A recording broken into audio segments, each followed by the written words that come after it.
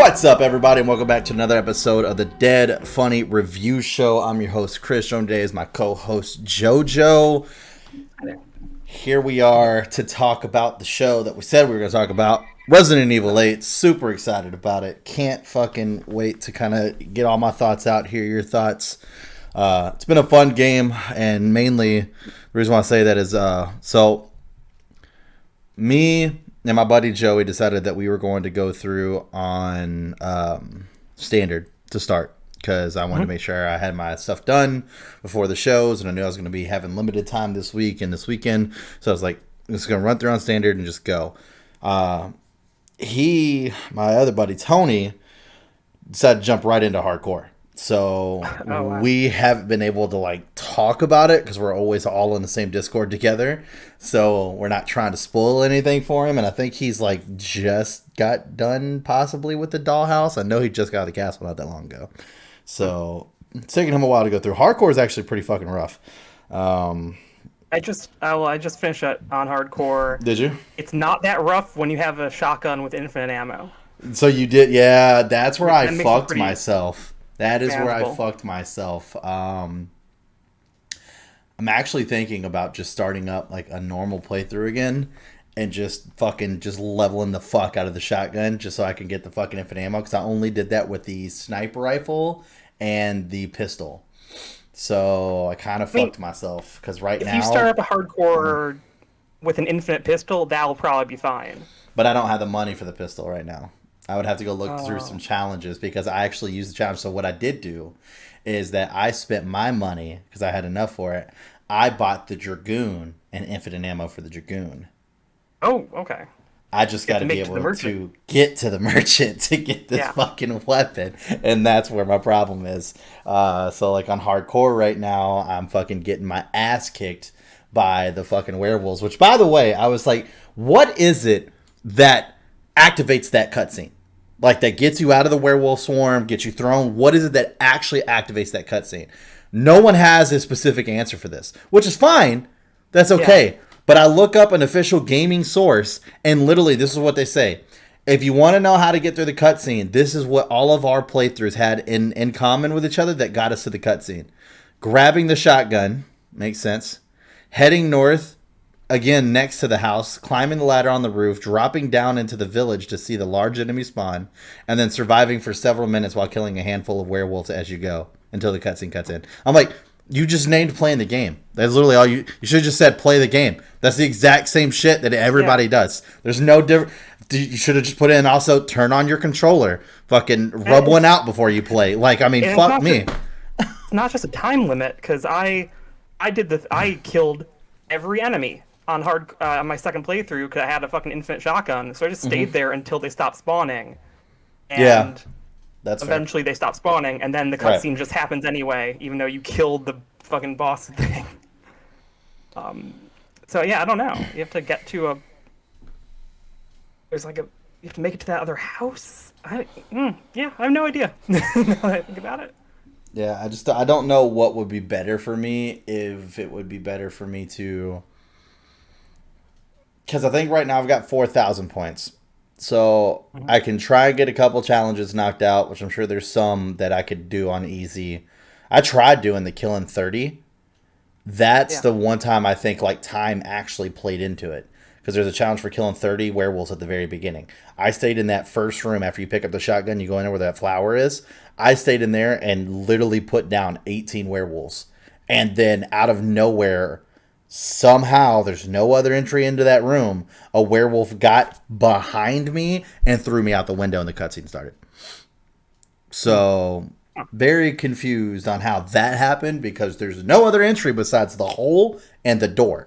There's a window, but that was also in front of me to my left. My back is all the way up in the corner. And literally, they couldn't touch me. Now, to be fair, that was on easy. But it's not based on anything real, for sure, because when it happened to me, there's no one around. I was kind of hoping it was, because then I would just know what I need to do. So have you attempted Village of Shadows difficulty yet? I was just about to start. I literally, like, an hour or two ago, finished the hardcore playthrough. Got you. So okay. That's the next move. I just started it up, yeah. I feel like it's impossible. We'll see.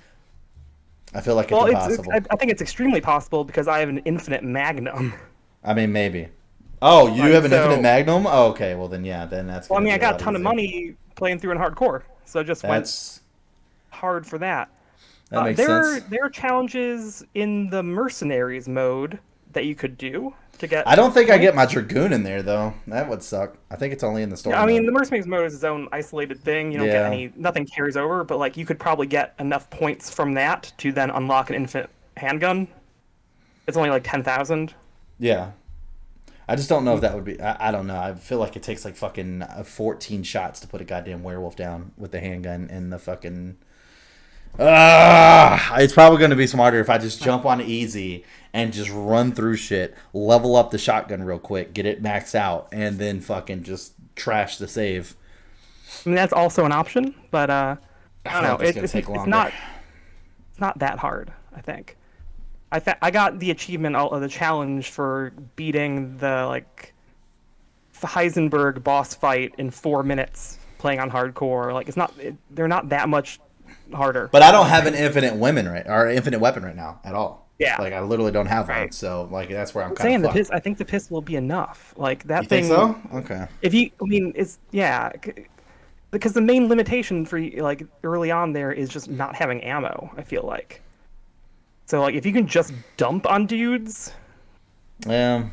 I mean, because you do get the 2 explosion barrels and the 2 flower packs, for sure. Yeah. I know that, and I use those to Well, also, you have anything you were carrying at the end of the game, so you have your finite weapons still. You know, like, you still have access to, like, the magnum you were carrying when you beat the game.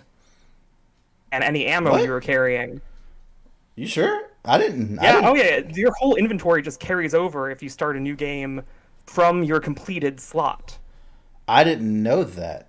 Yeah, you just select continue on your completed save file, and then it's like, do you want to start a new game with this save file? And you just have all your stuff. I did not know that. That's where my fuck up is. I did not know that. See, I'm starting fresh where I have nothing. Literally fucking nothing. Oh, yes. Okay. Yeah, so that's why I know I have shotgun ammo and shit. Okay, that's where I'm fucking myself. Makes so much more sense. I'm excited to play hardcore mode after this now. There we go. Fuck yeah. I'll get to that dragoon quick, baby. Yeah, having my actual fucking weapons. How much of that game's length is you not knowing what's happening and being careful. Oh, absolutely. Because when you can just bust through everything, it goes absolutely. A lot faster. Oh yeah, I'm like skipping cutscenes and shit. I'll probably skip like all the cutscenes to get back to the castle. I feel like everything before that was just like not really necessary. Like I didn't care for the whole burning house and shit like that. Like, But anyways, so now that we're done with that and JoJo has steered me in the right direction, we should probably talk about our thoughts and views on the game. So. First off, as you might have seen, if you're not, last week, me and JoJo did our first episode of our new show called The Verdict, and it was on Resident Evil 8. A lot of you loved it, and I appreciate that, and appreciate all the feedback we got. Really, really liked it a lot, so great. We'll continue to move forward with that and see how it goes. That being said, we're here to talk about the game without being worried about spoilers. So if you have not beaten the game, and you don't want to hear spoilers, now's your chance to leave. This will be spoiler heavy. I'm not holding anything back. I don't expect JoJo to hold anything back. We're going to talk about the game in completion. So, fucking A, dude. All right, so I'm glad Ethan died. That's where I'm going to start. I'm glad Ethan died. I'm glad he's done, so that way we don't have Ethan in Resident Evil 9. So, he's done. His story is done. First off, I would like to say this. So this was the weird part. So I played it on a Friday. Friday was the day my daughter turned 6 months old, which I was wondering. Awkwardly enough, your daughter turned 6 months old in the actual game. So that wasn't enough. Well, I will say this. So I have a baby that had a cleft lip. Obviously, every kid is biased, or I'm sorry, every parent is biased to their kid. I think I have a fucking cute kid. That baby was fucking ugly. In a game, Rose, that is the ugliest fucking baby I've ever seen in my life. Oh my god. Anyways, so that was probably like the most thing I got shit for on my stream. I could not stop talking about how ugly the baby was. I was like, this baby is fucking ugly. I was like, I mean, I'm not gonna do anything mean to it because it's an ugly baby, because it's still a baby. He's half but mold, ugly baby. I think. I guess. I mean, fucking A. So the weird part is where it really started hitting me. It was like at the end, Ethan dies. And it's like, now the father's story is done. And I was like, all right, look, this shit's hitting me on a whole other level right now of what the fuck is going on. Oh my god, it was cracking me up. But so Ethan died. I feel the last cutscene was extremely weird. I want to start there. We'll start at the very end. Rose gets in the car. And they have the whole interaction where they're like telling us obviously she has powers. Like we right. Kind of knew that was gonna fucking happen. I mean, she was literally fucking dismembered and in jars the entire goddamn story. So we kind of knew that obviously there's fucking powers there. Obviously, I get the Evelyn jab. I got that. You know, makes sense especially if you played 7. Did you find the very end of that scene weird, where there was a guy walking down the road? He doesn't look like he's in military gear at all. He just looks like an average Joe. The brake lights stopped, right? The car stopped. Those brake lights were on for like a solid fucking minute, and then it just ends. That is such a weird ending to me. I'm like... I've seen claims that is actually Ethan's character model. Really? Yeah, like I mean, that may just be a placeholder or something, but people are like, that's Ethan, maybe. Which doesn't make any sense, obviously. No. Like, that's insane. But also, everything about Ethan is insane. Everything is, 100%. Yeah. I will say this. I gotta say, that reveal was so satisfying to me, because, like, when his hand got cut off and then he glued it back on, I was like, what the fuck is going on with this game? Right. How is this happening? This is stupid now. And then they're like, oh wait, now he's a corpse or something. Well, what was funny is that, so you had the same kind of crazy shit happen in 7. The same thing happened where you lost your fucking arm, right? My buddy Joey is probably like Resident Evil. Like, Resident Evil is his Final Fantasy for me. Like that's his shit. He loves Resident Evil. This is his fucking game. His favorite character of all time is Leon. Like, of every video game is Leon. Like, this is his shit. So he's always got this thing about, like, if he gets sick or if he doesn't feel good or something, ice cold water. That's what he always says. Like, ice cold water fix you up. So that was like our fucking running gag. So while I'm sitting here playing and he pours this, like, oh, it must be ice cold water is what it is. That's why his arm's just getting put back on. He's good to go. Because we're literally fucking like streaming and fucking talking shit to each other in Discord and stuff. So, but yeah, I will say this. I'm not a person that can go, like, I don't know when it started, but like ever since I was a kid, I'm able to just like predict shit, like whenever it comes to movies and games and shit. Like, I'm able to just like, I call it, there's so many movies I went to where I'm literally like, I've had friends that are literally like, I'll never go see a movie with you, because within the first 10 minutes I can be like, this is what's going to happen. And then they're all like, okay, we'll see. And then it happens and they're like, oh, fuck you, dude. All right, thanks for ruining the movie for me. So they got one on me. I did not. Oh, really? I did not think that Ethan was dead. I did not think Ethan had died. I'm sorry, let me say that. I did not think Ethan had died back at the Baker house.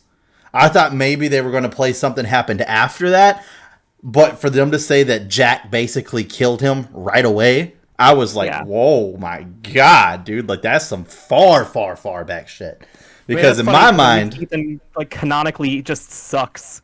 Yeah, he went pretty out much. Like the first 10 seconds. Yeah, he gets knocked out, and then Jack butchers his ass. So, to me, what was interesting was because, like, in my mind, he didn't accept the food at the table, so therefore I thought like he was safe at that point. Like, he wasn't gonna be like part of whatever the fuck was going on here. Now, if they had force fed it to him, I thought that would be a different story, but they didn't. So I was like, okay, he's safe. Obviously, I was wrong. So that blew my mind. I felt Evelyn in that scene was weird. I feel like that was just like a weird scene, like, because, like, first off, obviously, as you kind of pointed out in the verdict, all of Ethan's dialogue was just trash about midway through the game. So she was like, "You're dead. Fuck you, I'm not dead. Jack killed you back at the house.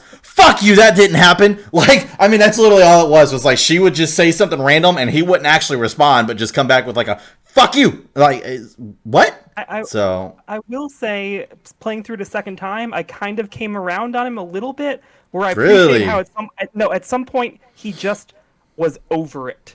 Every time someone would say something to me, he wasn't scared or concerned anymore. He was just mad that this shit was happening to him still. So that's fair. It'd be like Heisenberg, and it was all stupid still. He was like, come and try, come and take my baby. And like, no, don't taunt this guy who has like Magneto powers, you idiot. Right. But like, something like it's just, there's a turn for him where he goes from being horrified by everything to being just fucking tired. Well, I feel like, okay, so since then, have your opinions changed on Chris? I appreciate.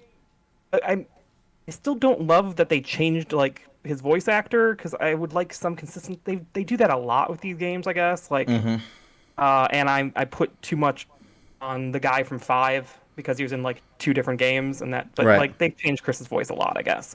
I think the guy they have playing Chris was good. Okay. Like, I think he did a very good job, especially at the end, like talking. Because that's the vibe I got from Chris, was like, especially when he's in the car and he's like, it's been 3 fucking years. That's the vibe I got from Chris. Was like, I'm just fucking done with this shit. Like, I'm over it. Oh, that too. Like, I mean, he's been, but he's like military done. Like, he's got precision. Where Ethan's just some guy, and he's just no, for sure. Yeah, absolutely. It's like Die Hard, or the sequel to Die Hard, where it's just like the same stuff is happening to John McClane. And it's ridiculous. Like, how does this happen to the same guy again? Again, yeah. Mm-hmm. Unless you're looking, Chris looks for it at least. Like, yeah. But yeah, I don't know. It's weird. It's weird how much Chris, they've like really solidified him as the main character of the series. Because like from 1 through 6 or whatever, they would like switch off the main character in each game like a lot, and you wouldn't have the same person appear like twice in a row. And now Chris has been in like 4 consecutive games. Which is crazy to me, because I was actually talking to my girlfriend about this earlier this morning, or maybe it was yesterday. Either way, one of them. And we were talking about it, and to me, it always seemed like Leon was like the poster child for Resident Evil. You know what I mean? Like, that was like their Cloud, you know? Like, he goes everywhere. Like, because Leon's the one... They didn't mean to make Leon the main guy, but he was just in basically the 2 games people liked the most. Back when 4 came out, it was 4, and like I think 2 people generally liked more than the other ones. But like they never intended it, I don't think. I don't know. It was an ensemble cast for a long time. Really. Right. Like, you'd have Jill in 3, and even Rebecca Chambers or whatever in 0. Like, but now it's just been like Chris is the only guy around. Where are his friends? Why does he have a bunch of new friends instead of teaming up with Jill still or something? What happened to her? Right, exactly. Man, and it's what cracked me up was whenever he fucking stuck the bomb to the seed. I was like, man, dude, real life, that would have took a couple fucking tries. That would have took a couple fucking... There's no fucking way that shit would have been perfect. Like, there was nothing he did that made any kind of, like... just sense at all, like, besides the fact that the knife's gonna stick it. But as far as like aerodynamics and shit, like, you would have put on, there's no way it would have been a perfect spiral, not even fucking close. That dude put it on and threw a fucking 90-yard fucking spiral downfield. I was like, what the fuck? Like, Chris at some point became an actual like superhero somehow. No shit. In the first game, he's just a guy, and then my favorite line of dialogue in this entire game is when Heisenberg calls Chris a boulder punching asshole. Because it's that reference to that thing in 5 in a boss fight in a volcano. Which, how did Heisenberg even know that happened? I don't know. How did that news get out? But like Chris became ridiculous at some point. So of course he can make that throw. Yeah, that's fair. That was probably my favorite part of the game, was finding Mother Miranda's lair and being able to read up the lore and stuff like that. I really enjoyed that. Being able to look through the books and her talk about each one of them as like an actual test subject and why they were a suitable candidate and why they weren't. I feel so bad for Fish Guy, though. Like, he just got shit on that entire book. She was just like, fucking failure, Dude sucks. Can't even control his own transformation. Dude's terrible. Like he was stupid. And I kid you not, I almost got to the point where I was like, I'm done with this game when I got to the fish guy. Whenever the dollhouse was so short, and that was the main person I was super fucking excited for the entire game. And then I got to the fish guy, and you just grab the jar because it's just right there. I was like, I kid you not. I literally said this, and I think at this point I wasn't streaming. My girlfriend was sitting here watching me. I was like, if he doesn't trap me in here and I have to fight my way out, I'm done with this fucking game because this is bullshit. This is absolute laziness. And them being like, you know what? We spent all of our time and resources on this fucking vampire bitch. We're just going to let these other two just be like, eh. And they still kind of did that. But, I mean, there was at least a little bit more. I have to believe they cut some stuff from Moreau's area because like it's really weird that you fight werewolves there instead of some kind of like merman. Each, like, you know, like you got different guys in the factory, everywhere else. You got that, and then also with the dollhouse, I felt like there was way too much above ground for us to search. That literally there was nothing. Like that whole house was cleared the moment you stepped in it. Like there's nothing in any of these rooms besides going back in. There was that one room. As soon as you walk in the door and go to the left, that closet that looked like there was a chest back there. You can't even get in there. Can't even get in that room. Yeah, just locked off. So I was talking to the guy. Well, I was talking to Joey about it, I guess I should say. Our thought process is that they're going to expand on those houses in DLC. So like it will be something kind of like they did with the locked in rooms where you're not necessarily Ethan, but you're somebody else who's trapped in that house, and you have to fucking get out and stuff like that or whatever. That could happen. So, but like I said, I just hate that because I feel like they could have done so much more with those two bosses. So much more. I mean, they were good characters. Like I enjoyed both characters. I didn't dislike either one of them. Like you understood both characters. Like especially once you read the lore, like that was probably my favorite part about finding about the doll chick was just like she's the strongest one out of all of them, but she's too childlike in the mind. So she's spreading her power thin through all these fucking dolls, and she refuses to stop. Therefore, she doesn't show the sign of intelligence that we need to move forward. So she's a failed test subject. I was like, wow, that's fucking cool as shit. And then the fish guy was just, Mr. Misunderstood and kind of needed just a little something else to be able to kind of help him out a little bit. And then maybe he would have been better of a character for her. For me, I thought he was fine. I liked him when he returned to the fish and he was just being a dick and running around and fucking shit up. I loved it when I was sitting there playing and I fucking turned on the water or turned on the power to the dam and I was like, ooh, he is going to be mad. I flipped that switch. It's like, yeah, he's not going to like me. But yeah, I mean, he was a pretty easy boss to beat, though. I think that he actually did kill me, though. I think he might have been the only boss to kill me. I didn't die during the vampire chick. I didn't die during the dollhouse, obviously. I did not die to Heisenberg either. Yeah, I didn't die. I only died to the fish guy. That was the only boss to kill me out of all of them. Miranda killed me the first time. Mother Miranda beat the fuck out of me, dude. It wasn't even close. She kicked my ass like 5 times in a row. Oh. Fuck that bitch. She kicked me 5 times in a row, dude. I used every shot. I saved every magnum bullet for her. Every single one. And she was still just like, I'm fucking here. I was like, you got to be shitting me. Like, dude, especially when she would like go into spider mode, I'm like laying down mines and just fucking running and shit. Like, I mean, I was doing all kinds of stuff. Actually, no, I did that in the darkness. So when she makes it dark and you can't see her, I would lay a mine down in front of me and then walk backwards up into the wall like that and just have my fucking gun ready. And as soon as she would blow up the mine, I'd just start fucking firing. Still, she was kicking my ass. But yeah, no, it was whenever he did the I wasn't paying attention to him because he jumped up on a roof and I was like, oh, this gives me time to rain thing that got me. Exactly. I was like, this gives me time to run around and look for shit. So I took off running. Next thing I know, Ethan's just like burning alive and looking up and then burning alive and then looking up and I'm like, what is happening? And then I just died. And I was like, fuck. So, yep, it got me. But yeah, there was a lot of interesting twists. So I guess we can kind of start back and work our way forward now. So the shit with Mia didn't surprise me. I either was like, 1, that's not Mia, or 2, Chris knows something Ethan doesn't know about Mia, and maybe them pills ain't working. Because like she just had like this hostile attitude the entire time. Like the entire time. So I knew something was up with Mia like the entire time. I was like, I don't think that's Mia or the pills aren't working and she's about to turn into Mrs. I'm going to be the fucking bipolar zombie chick again and try to fucking eat your face off. So I knew one or the other was going to happen. That didn't surprise me. obviously, them taking Rose doesn't surprise me either. Let's see. The first house I thought was really, really cool that you go into. There's nothing in there but just kind of like the setup for the whole scariness. And now that you go back and play through the game, it's such a fucking waste of time going through that house to go all the way downstairs to open the dresser drawers so the mouse can run out and then the fucking shit happens upstairs. Such a waste of time. There's a lot of stuff you have to just get through playing it through again. That is the fucking whole snow scene. Annoying.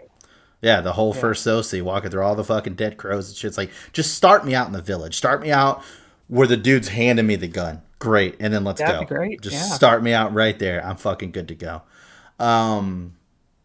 So Heisenberg being a werewolf, that was by far, if they wanted that to be a mystery, anybody who didn't even pick that up from the fucking... Wait, what? Heisenberg being a werewolf? What are you talking about? The Lichen King? That's Heisenberg. No, Heisenberg is the guy who becomes a metal monster. He's the same guy. It's the same person. No. That's just a different guy who also has a hammer. That werewolf is not Heisenberg. You're 100% sure on that? Because I feel like you are 100% wrong right now. I unlocked all the like concept art and stuff, and they say that werewolf is actually the village elder. Really? Yes. Huh. They just happen to both have hammers. Wow. Heisenberg is their version. So then of Frankenstein. That's what they're going for with, and he's not a werewolf at all. Must say, because then Heisenberg's really not. That's interesting. I guess to be fair, in Mother Miranda's notes, she never said anything about the fact that he transformed into a lichen, which I thought was kind of interesting. Yeah, I thought that was Heisenberg. It's got Magneto powers. I thought that was fucking Heisenberg. I'm not gonna lie to you. Okay, well then apparently I'm an idiot. So the fucking village elder, I guess, whatever the fuck he is. Yeah. That dude was super fucking easy to kill. Super fucking easy. So that makes so much more sense now on why that was like its own area up there. Yes. Because it even shows Heisenberg's face up there by that area when you go over there to beat it on the map. And then whenever you kill him, it shows Heisenberg crossed out. Which is another reason why I thought that was Heisenberg. But does it really? Oh. Yeah, because after you beat the bosses, it crosses them out. He's up there to the top right. After you kill that guy, he's definitely up there crossed out. I think it's because you got the fourth part of Rose. Possibly. And that's what it's supposed to be tracking, I guess. But yeah, that makes sense. I guess. I don't know. Yeah. So, some misleading there. But, yeah, I thought it was Heisenberg. Because then whenever I got back to the factory, I was like, why the fuck is this guy still alive? Like, didn't I just kick your ass? Like, what the fuck's going on here? He's got his own thing going on. Yeah, apparently. I'm so mad. One of the challenges was shooting those fucking things as they were going through on the assembly line. I totally thought about doing that, and I was like, you can't do it. I'm just going to waste my fucking ammo, so I'm not going to do it. And so I didn't get that goddamn challenge on my way through. I was like, motherfucker, dude. There's a bunch of challenges where I'm like one away, and it's so frustrating. There's one file in the game that I haven't found, and I don't even know where to guess where it is, because I've been everywhere. Right. It's nuts, dude. Yeah. I will say this. I gave up on completing all the rooms whenever I got to Heisenberg's factory. Whenever there was so many rooms, and there's one room I am 100% sure I fucked myself on. And I'll explain the room a little bit. You might remember the room, but it's a room where you walk in, it's dark, and there's a door here and a door here, and in the middle there's like a square, but the floor is missing, and that's because the lift needs to get called down just so you can walk across. It doesn't take you up. Yeah. It's just so you can walk across. I'm pretty sure there's something in the junk down there, but I never jumped down there because it's like that far of a drop. It's not like it's a huge drop. You'd be able to get right back out. But I'm pretty sure there's probably like scrap or something in there, and so I just kept doing what I was doing, called the lift, and now you can't use the power to get the lift to go back up. It doesn't go back up. Unless I have to fucking do something else to turn the power back on down there, but I was just like, fuck it, I'm not sure. Yeah, so, but those fucking robotic enemies, man, they started getting hard. Like, it was like every time you turn around, it was a new fucking version of them. I was like, what the fuck is this? I was like, this dude's popping them out as fucking fast as goddamn Maddens are coming out. Jesus Christ. Every time I turn around, there's a new guy. Guy with a big propeller on his face who cut off his own arms. Like that was fucking hilarious reading that, where he's just all like, even cut off his own arms, dumbass. I was like, Jesus Christ, dude. There's a lot of stuff, like there's a lot of explanation text on the concept art and stuff in the that menu, and so apparently like they originally planned for that guy to be Heisenberg's dad, but then that got cut. And there was a whole subplot thing. Ada Wong was supposed to be in the game originally. Really? In the scene where they all capture Ethan and then he gets sent down like into the pit or whatever, she was going to rescue Ethan initially. She was going to look like a plague doctor, and she was going to like, have a crossbow and like save him. But they obviously cut all of that. I wonder why. I think they said something about like complications of the story or something. I guess they didn't want anyone around, probably. Like there are no other characters in that game, like good guys, you know, aside from the Duke. Until Chris shows up. Until Chris, yeah. So that is another interesting thing I'd like to talk about. Not only am I happy they brought the merchant system back, because I think the merchant system is honestly quite necessary in a Resident Evil game. Like 7 was very hard to get through. Just resources alone was super fucking rough. I also like how they chose to kind of like incorporate him into the story, to where he was kind of the guy that was like your compass, basically, of like, this is what you need to go do next. Although he was a dick about how he did it, but you know, like especially when you come back from the dollhouse, he's just holding the doll. He's like, "Does this look familiar?" Yeah. I was like, "Shut the fuck up and buy the one that I have for you." That's where I fucked up big time. I found all the treasures in the game to sell to him. I did not know that you could combine treasures until I got the doll, and I'd already sold everything else because I did at the end of the game. So I'd already sold all the other treasures that could combine, like the goat where you find the head and the body. Yeah. And I was like, motherfucker, dude. And it's sure enough, that's one of the fucking challenges. It's like, son of a bitch. I almost fucked myself last night, though, because I was trying to get, like I said, the Dragoon and the unlimited ammo. And I was doing the squawk shot where you shoot 5 crows out of the air. Yes. So I got the 3 easy, no problems. And then I fucking went and got the pieces to go towards the castle, and there's the 2 crows on the bridge that fly off. I shot one down instantly, and the other one flew like into the trees, and you could not tell the difference between the crow and the trees because the trees are black. And I was like, bro, if I don't get this crow, there's not another one until I get out of the fucking castle. I literally just started shooting randomly into the fucking trees, like raising my fucking aim by like half an inch up every time, trying to predict where it was going to be going up. Literally my last pistol shot. I probably shot 8 times at this crow. My last pistol shot fucking nailed his ass and fucking got it. I was like, oh, thank God. Because that was the last one that I needed. That was enough points for me to get both those fucking things that I wanted. I was like, oh, thank God. Oh, my God. I was going to be so pissed off if I didn't get it. But one of the things I will say that I didn't notice during the game that I liked a lot when I unlocked it in the concept art was Annie, the doll. Or Angie. Is it Angie? And yeah, Angie. Angie. Yeah. I'm pretty sure it's Angie. So her face was the fucking crest. I didn't notice that through the game. Yeah, that shit was fucking cool as shit. I was like, oh, that's pretty fucking neat. A lot of interesting details in those character designs. Yeah, all to be in the game for 35 minutes. Right, yeah. It's great. Oh, well. It is what it is. Like I said, we'll see what happens with DLC. I just feel like there could have been a lot more done with those bosses in general. But I enjoyed the dollhouse room. I actually liked it a lot. Like the whole having to take Mia apart and figure out the fucking door. I just don't think it was long enough. And then having to do the run and hide seek with the fucking baby thing. My girlfriend was in here for that, watching me in my chair over here that you guys can't see on screen, but JoJo can see. And she was just like, this is fucking terrifying. Like, I was all like, I was like, imagine being the person playing the game, though. I was like, it's easy to just sit back and watch the game. Playing the game, you have to have the courage to continue to move the fuck forward. You know what I mean? So, I knew there was going to be something, right? The whole time it's like, okay, I've found these closets that obviously I can go inside of. But then, like, every time I left a room at some point or turned a corner, I just closed my eyes. Like, something's going to jump out at me, and I'm prepared. There you go. Yeah, no, 100%. I was in the same boat, but I was like, I thought I fucked myself because whenever you get it, I think it's whenever you're in the second part of the room. So whenever you finally get that one white door unlocked and you can go in there and there's the bedroom whenever the actual hide and seek part starts, I hid in the closet versus hiding under the bed.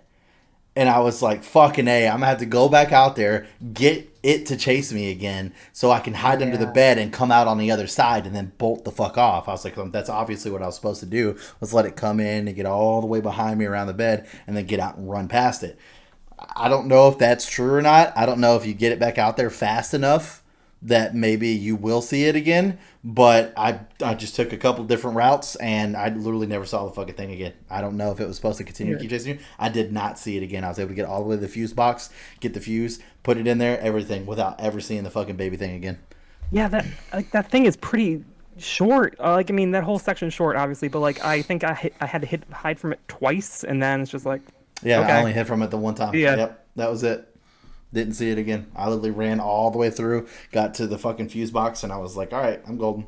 Boom. I don't know where he went, or it went, or she went, whatever. And yeah, thing was terrifying. Thing was, yeah, it was real gross. Yeah. Yeah, it was pretty When it gets insane. you, it swallows you whole. Yeah, I know. I died by it. Because it came around the corner and I was just like, what the fuck is that? And I just stood there staring at it. And I was walking backwards, but I guess it was faster than I was walking backwards, so then it fucking grabbed me. So, and then it swallowed me whole. And I was like, God damn it. That was actually the scene that I used to get the death music for the bad section of the verdict. Oh. I went to my stream whenever I died by that. And I was like, because I know I died here. And I don't think there was a lot of noise going on because I was still in shock of what the fuck I was seeing on screen. So, sure enough, it was quiet enough where I was able to grab the fucking death music. So, I was like, yeah. But, what else was pretty fucking... I thought the whole like rendezvousing with the survivors was basically pointless.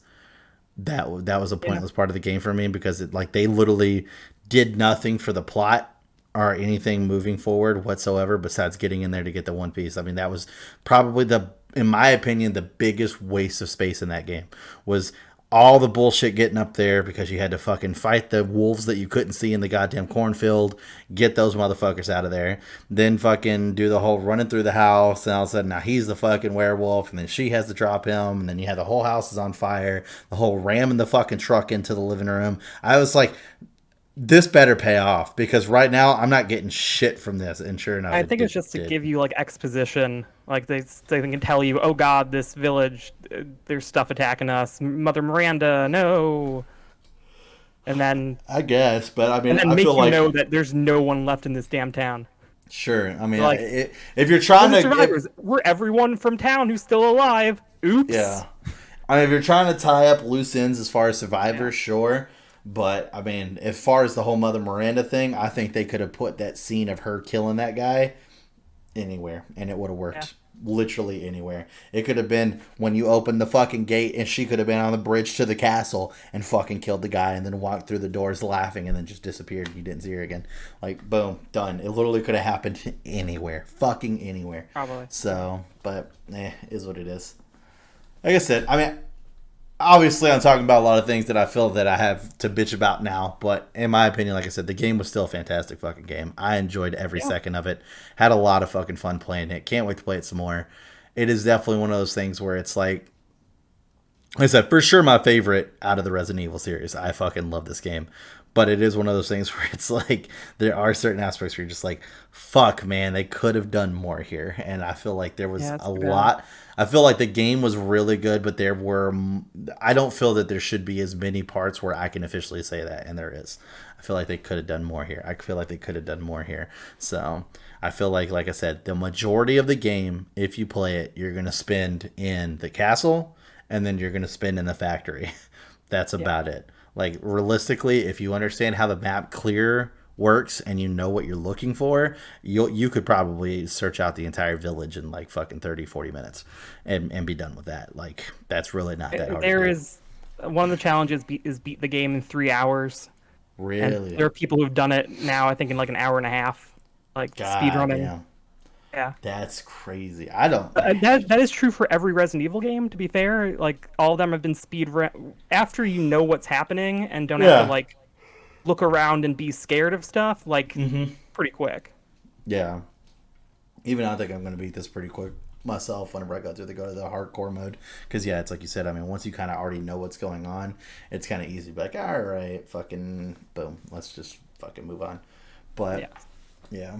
You have to just mindlessly spray shotgun shells all around. It's fine. Listen to something else, podcast or something, and then just blast dudes. True. Yeah, I mean, normally I'm just sitting in fucking Discord talking with like James or something, just fucking playing Resident Evil. Yeah. Oh man, that's fucking nuts. But like I said, I mean, over everything, like the game's really good. The story was really good. It helped tied up a lot. I feel they did a very good job holding up their end of saying, we understand a lot of people are upset because they don't think that this ties in, but this will tie into the series. Like the whole werewolf shit and the vampire shit, which wasn't really actually vampire, but is what it is. So I think if you're a person who like was into Resident Evil and you didn't go into this expecting like that it wasn't magic, right? Like you have to know, if you've played these other games, when everything is a bioweapon. Yep. Like I knew, like going into the dollhouse, like okay, obviously, somehow this lady is making me hallucinate. There's not really a giant baby, because this is Resident Evil. There's gonna be a note, and then there's a note that's like, I found all these flowers, and wow, they make people hallucinate, and that was now I'm gonna Mother use Miranda's thing. Yeah. She's able to use the flowers pollen to help to make people hallucinate and shit. Right. I was like, wow, that's interesting. And there's like, it's all nonsense, because like, why would this thing make people werewolves, then also make them mermen, but then also make them a weird ghost lady? But it's fine. It's like, it's dumb and fun. I like it. Yeah, I think they did a good job. Accept it. I think they did a good job with their characters for sure.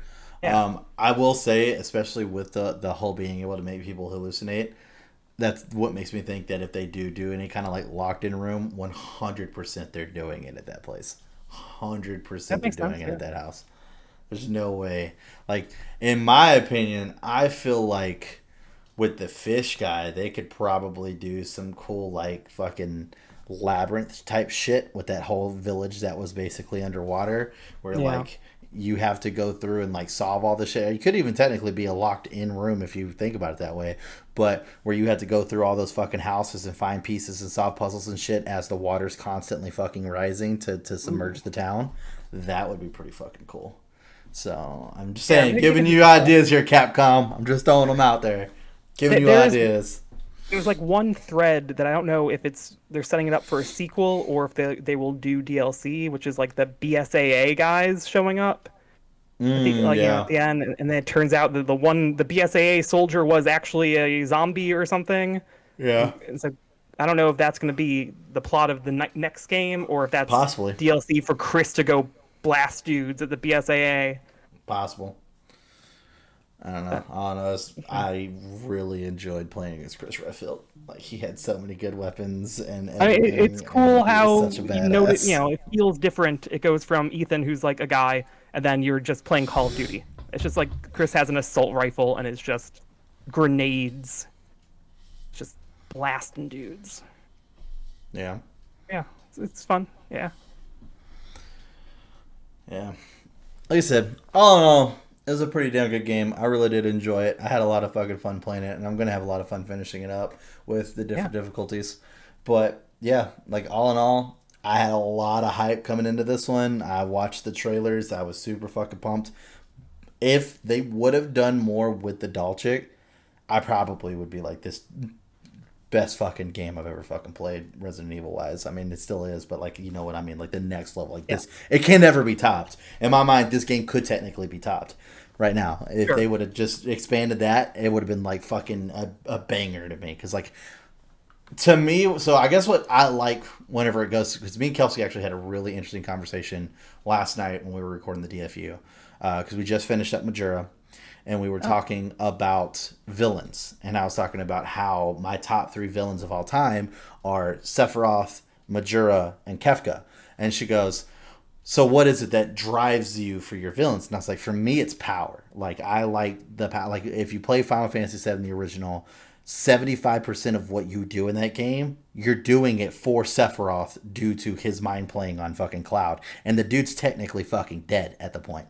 Like, he's literally reconstructing his body. Like, that to me is fucking amazing as far as power level is concerned. And then Kefka, I mean, dude's fucking literally is like, I'm gonna be a god, and then does it.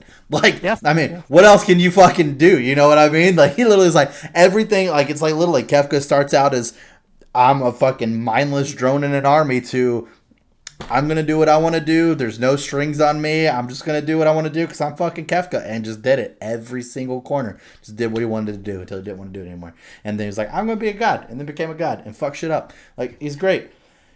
But then she was like, so whenever you get to Majura, it's like there's really no story on Majura. You know what I mean? Like, why Majura is Majura, what his actual motives are. Pretty much, you get in the game, bam, I'm Majura. I'm gonna make the moon crash into the earth. I was like, I guess that's really the only one that you can poke holes at for me as far as the villains, on why he doesn't necessarily line up perfectly in that top 3. I was like, to me, with Majura, one, the power to be able to just bring the fucking moon down, and that's just baller shit. But two, his look, like, I love Majura's look, like the mask, just that the design of Skull Kid, yeah, all of it together just fucking fits so well. So as we're talking about this, it actually made me kind of think about, like, with Resident Evil, the horror aspect for this show. It's like, so what really gets me with the horror thing is things that I wouldn't necessarily say I am scared of in real life, but they're the things that give me that creepy vibe. So if they can make me face something in a game that if I was in real life, I would have been like, nope, I'm out. I like that. I like forcing myself to go through that. And I guess it's because, considering that in the back of my mind, I know it's a game. In real life, I'm in a safe zone. I don't have to fucking worry about it. So growing up, I was terrified of clowns. So watching the It movies was really, really big for me. And fucking facing all that shit. And so I hate dolls. Like, my daughter will never have one of those, like, child real life look-alike dolls. Will never happen. Sorry about what's going on behind me. See, but that's over there. I don't have to worry about me. But if it's at my house, I will never be able to sleep with that thing in my house. You know what I mean? Like, that's just how I am. So being able to see all this shit happen. I mean, once again, going back to the fact of talking about the Conjuring series with the Annabelle doll and all that shit. Like, in real life, the Annabelle doll is a Raggedy Ann doll. But in the movie, she's like this fucking porcelain look-alike, all demonic-looking doll. So whenever I see Angie, who, and a lot of people feel that their, whole, like, inspiration for her was based off of Annabelle, it's like, holy fuck, all right, now I had to go through this. So, like, whenever I watch, like, my Ghost Hunter show and shit, there's times where they'll do, like, they did, like, this toy store, because this dude's like, these dolls right here have, we've got the certificates and shit to show that they've been around for this long, da-da-da-da-da. So it's like, there's, like, one from Germany that's, like, actually made with real human hair. You're like, that shit's haunted, So it's like, so then they turn off the lights at night, and then they're going in there, and I'm like, man, fuck that nonsense. Nope. No way I would be in there. No fucking way I would be in there. I saw an interview with, like, Resident Evil developers or something, and they were, like, when testing the villains out, they were surprised American audiences all found the doll to be the scariest one. Mm-hmm. The Japanese developers did not expect that, because I guess just culturally over there, less of a thing.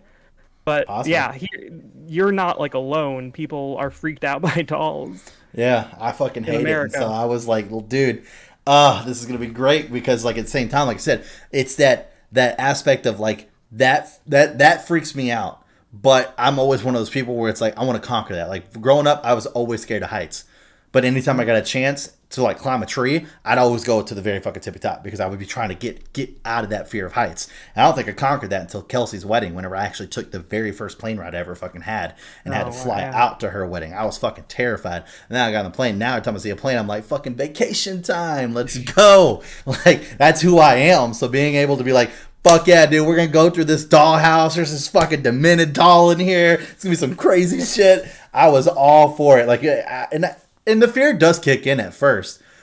So it's like, whenever we first walk in and you see her there with the fucking vial on her lap, I'm like, oh, I already know how this shit's going to go. I did every other thing I could in that room to try to find anything else I could do. then save the fucking doll for last. Like, I was like, fuck, dude, I don't want to deal with this right now. But at the same time, I'm like excited. I'm like, oh yeah, let's fucking do it. So it's weird, man. It's weird. I like it though. So that's, like I said, that's probably my only biggest upset is just the fucking doll was just not long enough for me. I mean, I would like to see more on the fish guy too. So I hope they do DLC, and I hope that they expand on those two, whether it's like, you know, a villager wandered off up there, or, you know, more shit like with the maiden, where it was like showing you like how these maidens are getting slaughtered and turned into wine and all this shit, like something. I mean, they can figure out something, you know. It'd be pretty cool. I wonder if they'll just do DLC about the vampire lady, because everyone loves the vampire lady. I mean, I wouldn't be against it. Have you seen the fucking mods out there already? Jesus fucking Christ, dude. I mean, they've got her damn near naked walking around. They've got mods. I saw a mod that replaced the baby with Chris Redfield's head. Oh, no, no. Made a little baby Chris Redfield. Yeah, no, I'm talking about the fucking her. Yeah, they literally got her basically walking around naked. I think she's got like this lace nightgown thing on, completely fucking see through, ass just all out there, tits out there. They've got the fucking black X duct tape over the nipples, like the full 9 yards, dude.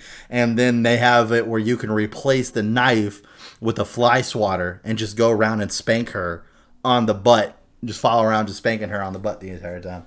I was like, man, dude, this is why Square Enix doesn't want to release fucking Final Fantasy VII on the fucking computer, dude. Now. We do, man. You can't escape it.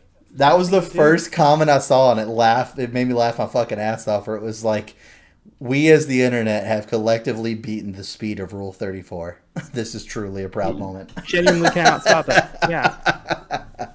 Like 40 minutes after they reveal new Pokemon, someone has drawn it. Yep. Doing stuff. Yep, exactly. 100%, dude. It's fucking crazy.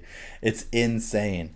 I remember back whenever I was watching some other YouTube channels and shit where they were talking about how, like, whenever Overwatch came out, it was like the #1 search thing on Pornhub was like, Mercy gets fucked or fucking Diva gets fucked. And you're just like, Jesus Christ, dude. When I heard that, I was like, isn't Diva like 16? Like, Jesus fucking Christ, man. I feel like she's pretty young. I feel like Diva's young, dude.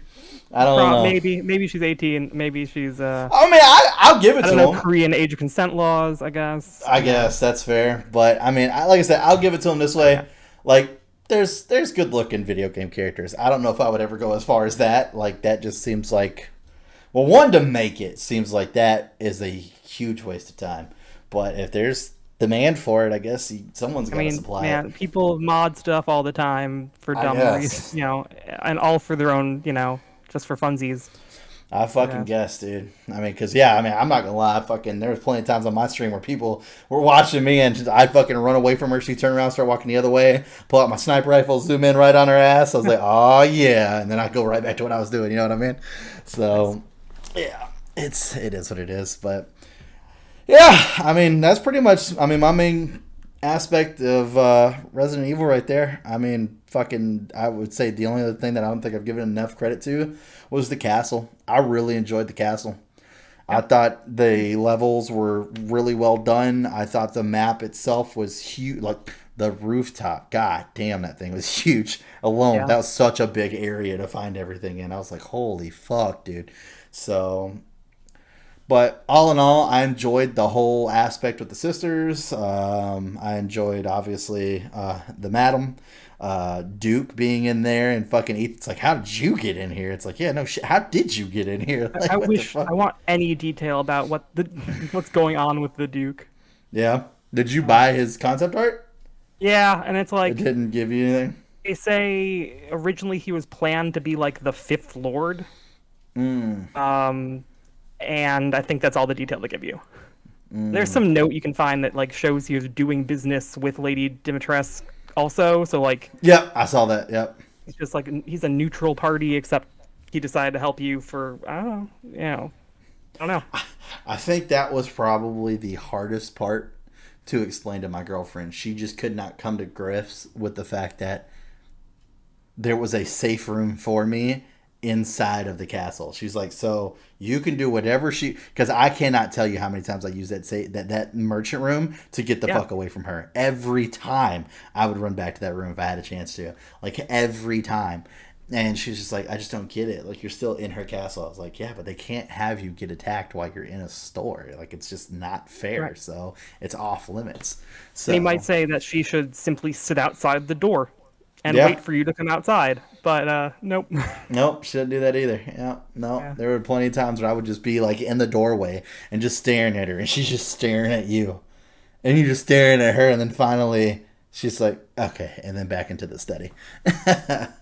I was surprised when I saw her outside, though, at first, because I just kind of figured that, like, maybe she had the same kind of shit going on that the daughters did. She chased me in the courtyard. Yeah, I was pretty fucking surprised about that, because I expected her to be inside. So the first time you get out to the courtyard and you go into that new room for the first time over to the left, and you're out there, I heard her walking around. I'm like, I know she's going to pop out and get me at some point. Where the fuck is she?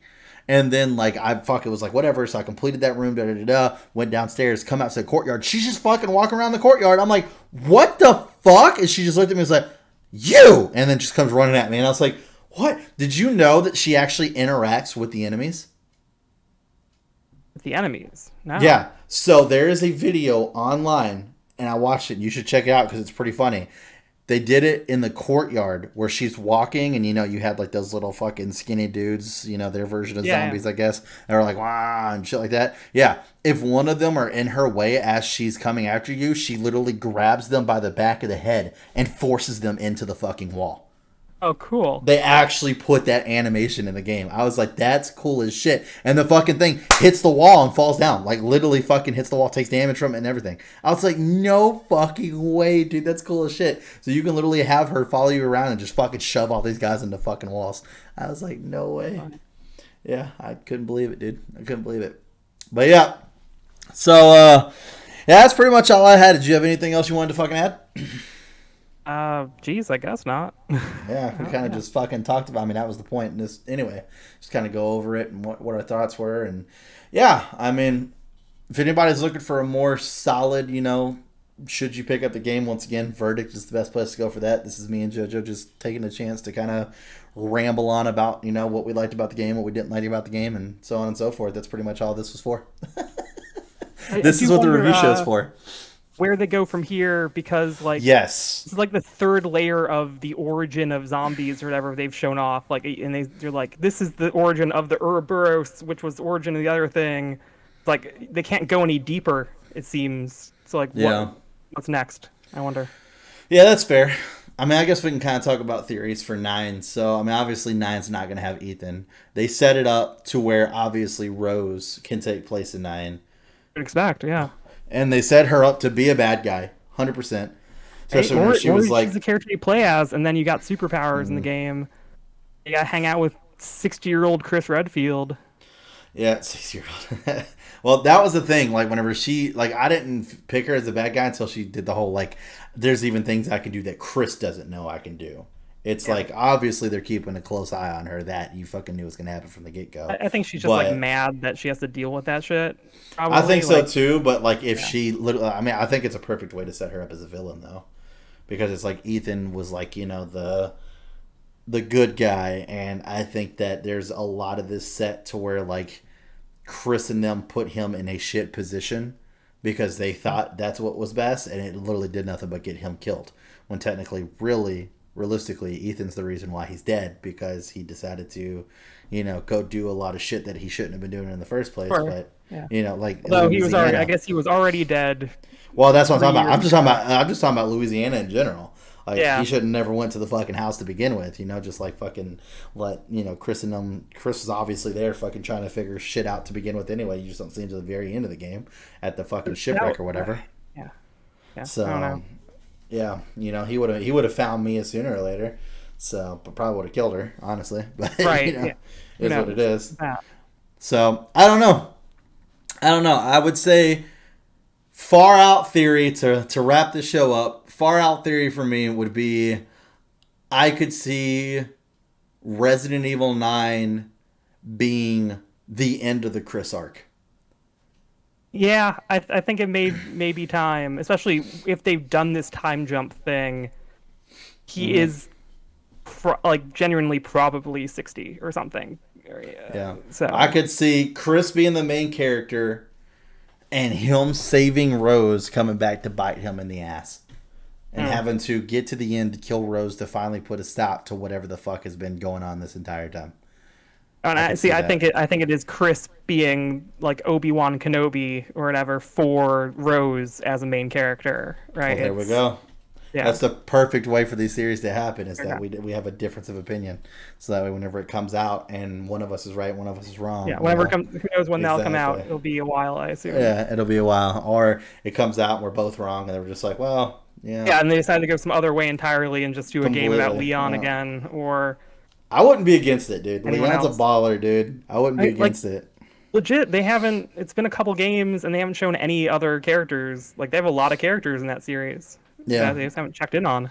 Like, I actually would have been okay with this whole game having Leon in it versus fucking Ethan. I think that would have been completely fine. Yeah, I mean, obviously, other than Ethan, no thanks, Ethan, but I don't know. We'll see. But that's my predictions. That's your predictions. All right, sweet. Yeah, it'd be nice to see what Resident Evil 9 brings in fucking 5 years.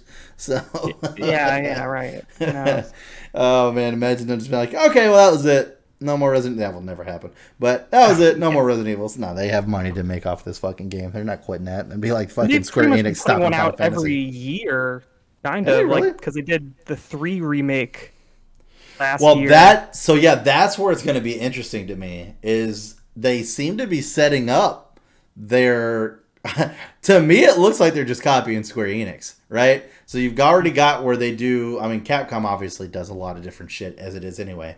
But you've got, if we're just talking about the Resident Evil department, you've got the people who do the continuation of Resident Evil.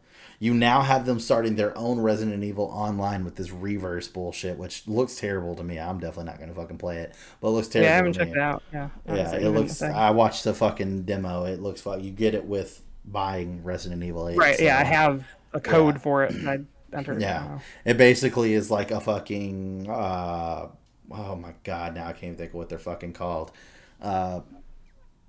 God damn it! What is Player Battlegrounds considered? A battle royale. Battle royale, yeah. It's basically a battle royale, but you're fucking Resident Evil characters, and it's like comic booky with the graphics.